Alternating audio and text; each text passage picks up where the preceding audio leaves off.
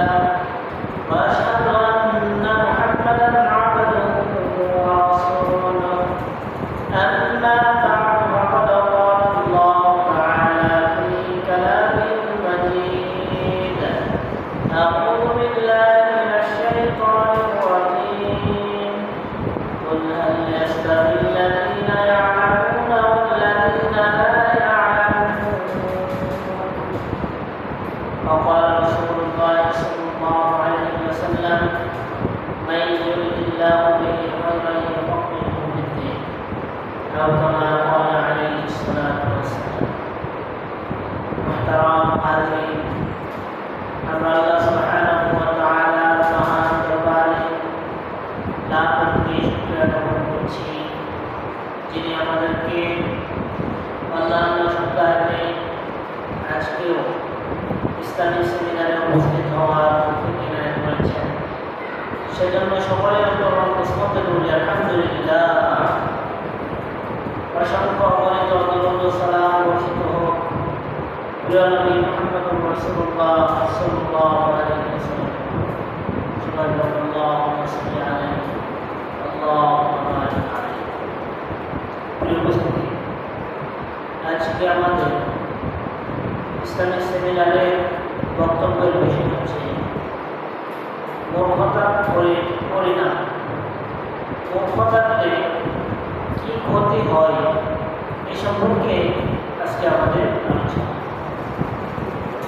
আসলে ইসলাম এমন একটা ধর্ম যে ধর্মতে শিক্ষা বিষয়টিকে অত্যন্ত গুরুত্ব দেওয়া হয়েছে। শিক্ষা ছাড়া কোনো মুমিন থাকতে পারে না। মুমিনদেরকে একদিকে নির্দেশ দেওয়া হয়েছে, অপরদিকে উৎসাহ প্রদান করা হয়েছে। পাশাপাশি যারা শিক্ষা অর্জন করে না, মূর্খ থাকে, তাদের নিন্দা জ্ঞাপন করা হয়েছে।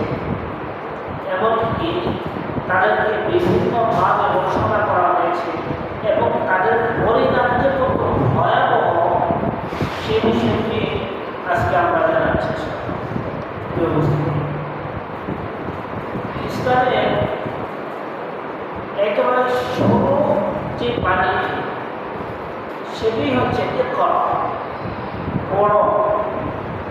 আল্লাহ সুবহানাহু ওয়া তাআলা সর্বপ্রথম যে আয়াত নাযিল করেছেন রাসূলুল্লাহ সাল্লাল্লাহু আলাইহি ওয়াসাল্লামের উপর, সেই আয়াতটি হচ্ছে ইকরা। এই নবী আপনি পড়েন। তো নবীর উপর এই আয়াত নাযিল হয়েছে, তার মানে শুধু নবী পড়বে এরকম নয়। উম্মতে মুহাম্মাদী যারা রয়েছে প্রত্যেকে এই আয়াতের আওতাধীন আনা হয়েছে। তার মানে উম্মতে মুহাম্মাদের সকলকেই পড়তে হবে, জানতে হবে, বুঝতে হবে, শিখতে হবে। প্রত্যেকটি মুমিনের দায়িত্ব, কর্তব্য। ইসলামিক জ্ঞান যদি কেউ না শিখে তার সম্পর্কে কঠিন হুঁশিয়ারি এসেছে।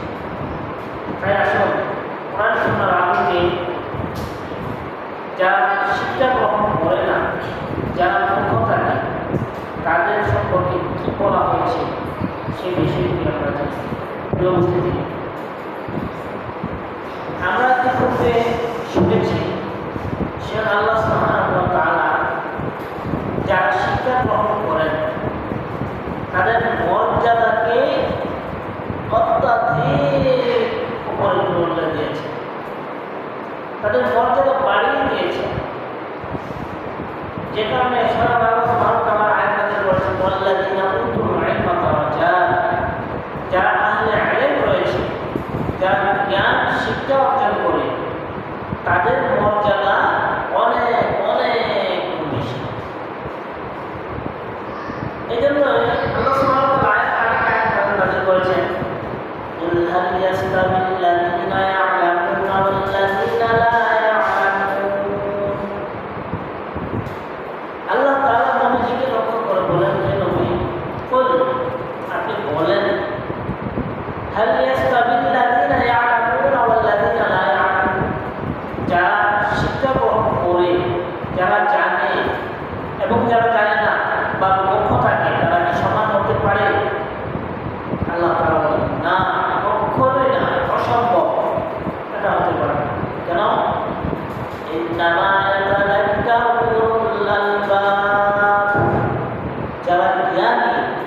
যারা শিক্ষা গ্রহণ করে তারাই নসিহত গ্রহণ করে, তারাই সঠিক পন্থা অবলম্বন করে।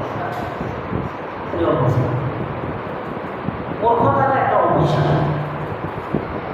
মূর্খ যারা থাকে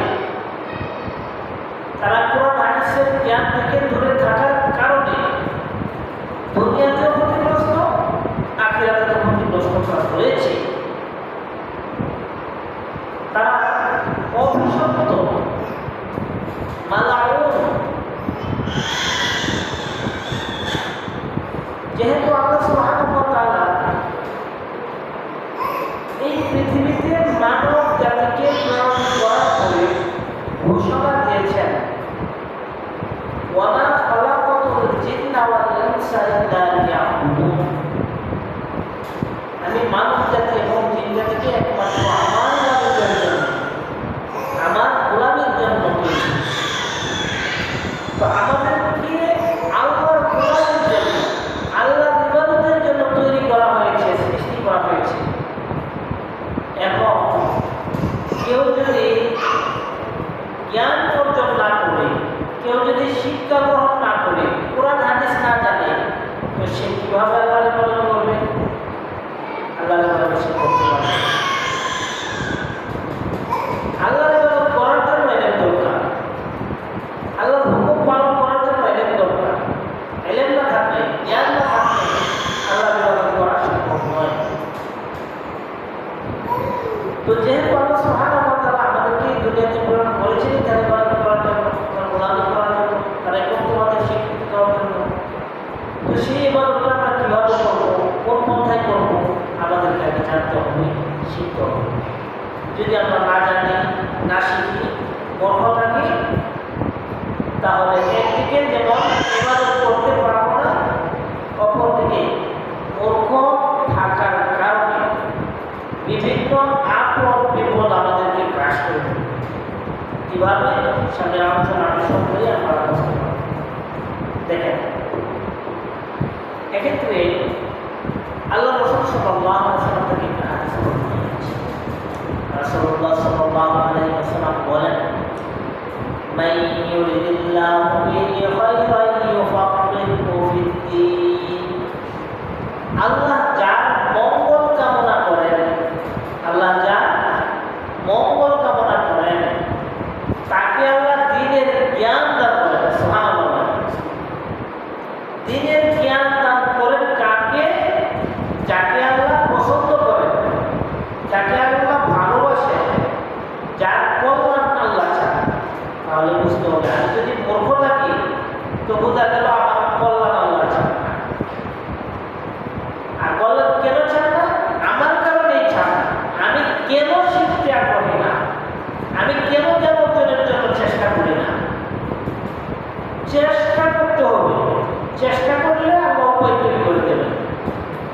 আমরা যদি মূর্খ থাকি তাহলে একের পর এক বিপদ আপদ আমাদেরকে গ্রাস করবে।